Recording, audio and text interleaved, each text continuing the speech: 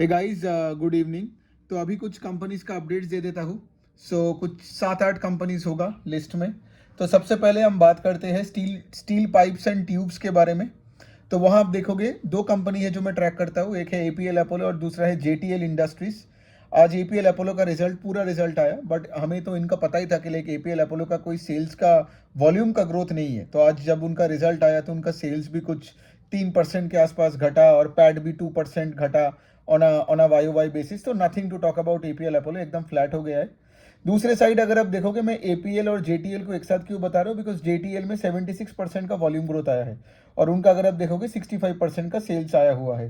तो दोनों same products के आसपास सिमिलर प्रोडक्ट्स ही बेचता है, steel tubes and steel pipes.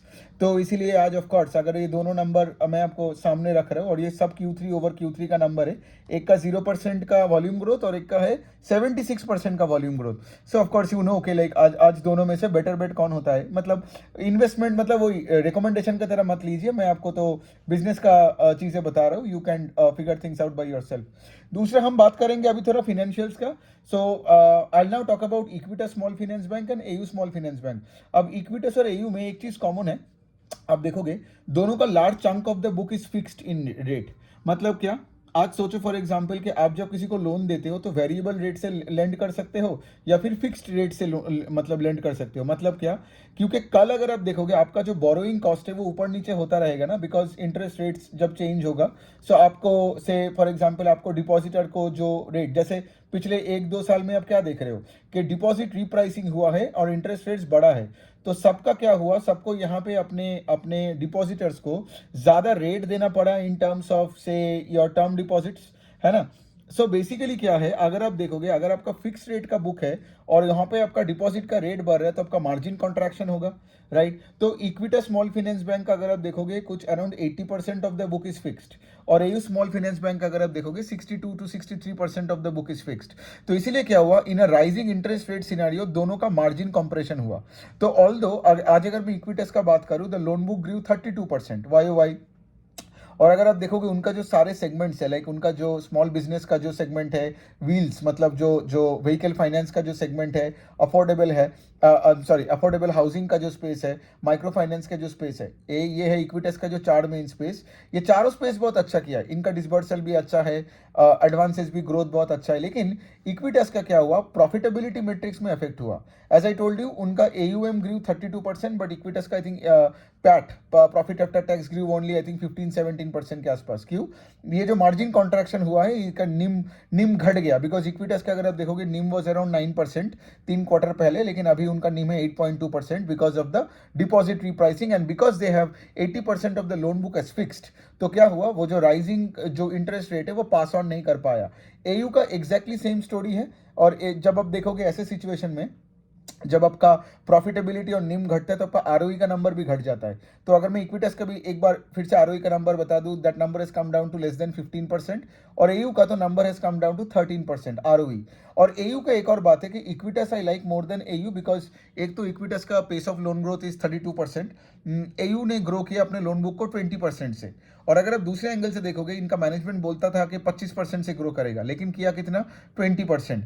दूसरे साइड में अगर आप देखोगे एयू का जैसे आरओई कम है, एंड रिसेंटली उन्होंने फिनकेयर करके एक माइक्रो फाइनेंस कंपनी को अक्वायर किया और साउदर्न इंडिया में अपना वेंचर किया, बिकॉज एयू तो राजस्थान और नॉर्थ के साइड में ज़्यादा था। अभी आप देखोगे कि लाइक जिसका माइक्रो फाइनेंस में एक्सपीरियंस नहीं है वो अभी नया कंपनी के साथ मर्ज वर्ज किया एंड एवरीथिंग। तो अभी देखना पड़ेगा कि आगे जाके क्या होगा। ये बनता है ये दोनों। अभी हम बात करते हैं बालकृष्णा टायर्स के बारे में, बालकृष्णा इंडस्ट्रीज एक्चुअली कंपनी का नाम। तो कुछ है नहीं, 0% का सेल्स ग्रोथ है। लेकिन यहाँ पे आप देखोगे बीकेटी का आपका सेल्स का मतलब सॉरी आपका प्रॉफिट आफ्टर टैक्स 3 गुना हो गया। तो ऐसे कंपनीज मुझे अच्छा नहीं लगता है, बिकॉज आपका अगर सेल्स का ग्रोथ नहीं हो रहा है तो पैट ये जो 3 गुना या 2 गुना जो भी होता है ना, वो सस्टेनेबल नहीं होता है। तो मैं ये बार बार बोलता रहता हूँ कि आपको पहले देखना है कि सेल्स का ग्रोथ क्या है, बिकॉज इफ योर सेल्स का ग्रोथ नहीं है, पैट आप कब तक बढ़ाओगे, राइट। कब तक आपका रॉ मटेरियल घटता रहेगा, एक लिमिट तक जाएगा फिर तो रॉ मटेरियल फिर से बढ़ेगा। So if your top line is not growing then bottom line का ग्रोथ से उतना फर्क नहीं आनी चाहिए। ये हो गया।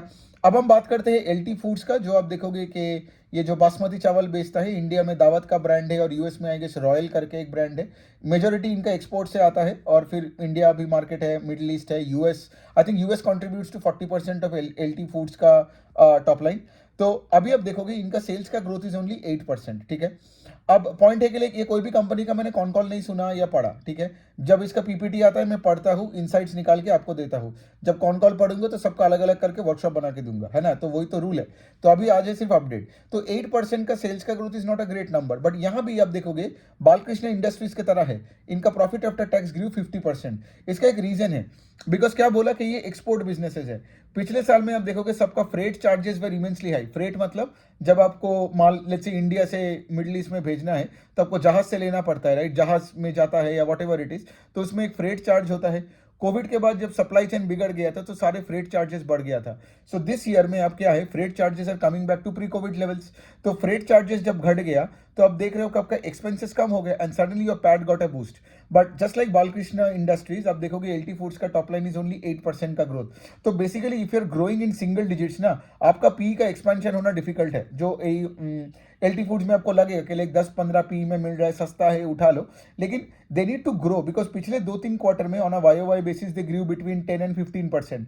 तो this 8% is like a fall in the pace of sales growth, जो मुझे उतना अच्छा नहीं लगा। अब एक अच्छी कंपनी का बात करते हैं, प्रूडेंट। तो प्रूडेंट कॉर्पोरेट एडवाइजरी जो है वो इंडिया का one of the top mutual fund distributor company है। क्या काम करती है, वेरी सिंपल, अपने क्लाइंट को पकड़ पकड़ के अपने ऐसे एसेट मैनेजमेंट कंपनीज के पास भेज देता है और वो एसेट मैनेजमेंट कंपनी प्रूडेंट को कमीशन देती है। सिंपल बिजनेस मॉडल है।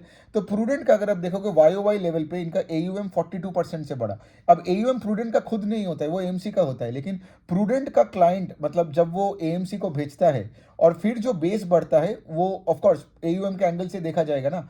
सो प्रूडेंट पिछले साल जो एयूएम कंट्रीब्यूट किया था एएमसीज के लिए, उसके ऊपर का 42% का ग्रोथ दिया। So that's a good number, right. 42% growth in AUM is a good number. But also on the other and अगर आप देखोगे उनका जो पैट का ग्रोथ है, वो देखोगे वो कुछ 32% के आसपास है। I am sorry, it's not PAT, sales का ग्रोथ। पैट क्यों बोल रहा हूं मैं, सेल्स का ग्रोथ। तो इफ यू तो देखो, अगर आपका एयूएम बढ़ता है 42% तो आपका सेल्स का ग्रोथ भी तो 40-42 होनी चाहिए ना। लेकिन ये 32 क्यों है मैं बता रहा हूँ, बिकॉज यहाँ पे आपका जो कमीशन है ना वो तो सेबी डिसाइड करता है। तो सेबी ने पहले क्या किया था, एक B30 मतलब बियॉन्ड द 30 टॉप सिटीज में अगर आप से फॉर एग्जाम्पल क्लाइंट्स को हेल्प करते हो to start their investments in mutual funds doing SIP, तो एक इंसेंटिव मिलता था, ठीक है, जो प्रूडेंट को भी मिलता था। लेकिन अभी सेबी ने क्या किया कि मतलब रेगुलेटर ने क्या किया कि यहाँ पे ये जो इंसेंटिव है इन द B30 सिटी से आप जब भी क्लाइंट्स को लाते हो उसको इन अबेयंस कर दिया। अबेयंस का मतलब है उसको आपने सस्पेंड कर दिया फॉर द टाइम बिंग। अब इससे क्या हुआ, प्रूडेंट का एक्चुअली ये पिछले क्वार्टर में भी हुआ था, तो मैनेजमेंट ने ये कॉन कॉल में क्लियरली समझाया भी था। सो मैनेजमेंट ने यही बोला कि सिंस वो टेम्पोररीली सस्पेंड किया गया है B30 मतलब सिटीज में, क्यों किया आई डोंट नो, ठीक है। But the thing is since वो किया है तो प्रूडेंट को थोड़ा कम कमीशन मिला जितना वर्सेस जितना मिलना चाहिए था। दिस इज वाई अगर आप देखोगे इनका जो सेल्स का growth 32% is less than the AUM का ग्रोथ ऑफ 42%, जितना वो अपने एएमसी कंपनीज को दिया। तो ये बात है प्रूडेंट की। बाकी तो सब ठीक है बिकॉज 30-40% का जो ग्रोथ का नंबर मैं जो बता रहा हूँ, प्रूडेंट बहुत ही अच्छी कंपनी है, ठीक है। और आपको देखोगे कि ये कैपिटल मार्केट साइकिल में prudent will keep doing better because prudent का एक छोटा सा मार्केट कैप भी इनका छोटा है, उतना बड़ा कंपनी नहीं है एचडीएफसी एएमसी की तरह। तो और अब लास्ट एक कंपनी है एसबीएफसी करके।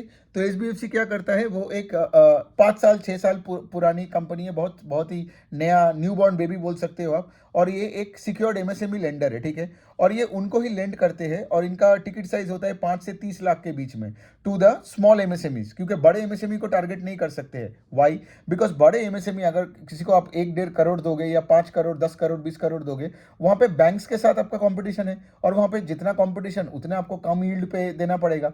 तो इनका मेन मार्केट क्या है, अब मेरे को 5 से 30 लाख के बीच में अपने एमएसएमईज को लोन्स देना है, मतलब छोटे छोटे एमएसएमईज को देना है। और सिक्योर्ड एमएसएमईज, इनका पूरा एमएसएमई का book is 85% of the total book. बाकी उनका एक ऐसे गोल्ड लोन का एक बुक है, बट मेन फोकस उनका है सिक्योर्ड एमएसएमई, क्योंकि जिन छोटे छोटे एमएसएमई को दे रहे हैं ना, जो बंदा वो बिजनेस चला रहा है उसका जो वो किस प्रॉपर्टी में रहता है वो होता है कोलैटरल, ठीक है। तो उस एंगल से तो अच्छा ही बना। अगर आप एसबीएफसी का नंबर्स देखोगे बहुत ही बढ़िया है। इनका एयूएम का growth is I think it's north of 40-45% के आसपास हुआ। इनका प्रॉफिटेबिलिटी पैट का भी growth I think north of 60% है, ठीक है। एंड बट इनके ईपीएस का ग्रोथ उतना नहीं आया बिकॉज ऑफ कोर्स इन्होंने अपना शेयर्स डाइल्यूट किया, आईपीओ वाईपीओ आया and all that, but again फिर भी ईपीएस भी कुछ 30% के आसपास बढ़ा। तो ये था आई गेस इन सब का अपडेट्स। तो आई गेस मैंने कुछ 7-8 कंपनीज किया। कल भी सुबह उठ के मैं और भी कुछ 7-8 जो मतलब बाकी जो बचा है जो मैं आज कवर नहीं कर पाया वो मैं कल सुबह उठ के कवर कर दूंगा। बस तो यही है। अगर मुझे आप बोलोगे कि एनालिसिस में आज का सबसे बेस्ट कंपनीज कौन है, ऑफ कोर्स मुझे जेटीएल बहुत अच्छा लगता है, 76% ग्रोथ, जबकि अपोलो 0 है। दूसरे साइड में मुझे इक्विटस बेटर लगता है बिकॉज लोन बुक का ग्रोथ इज 32%, एयू का था 20% के आसपास, और इक्विटस का मतलब अगर आप देखोगे सब कुछ ठीक है। इक्विटस का बाय द वे थोड़ा सा एसेट क्वालिटी बिगड़ रहा है ऑन क्वार्टर बेसिस, वो भी आप थोड़ा सा मतलब ध्यान पे रखना।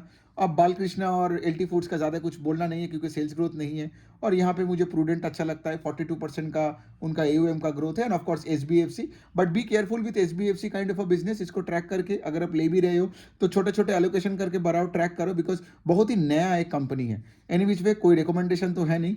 तो कल सुबह उठ के I make another video on 5-6 more companies. Thank you.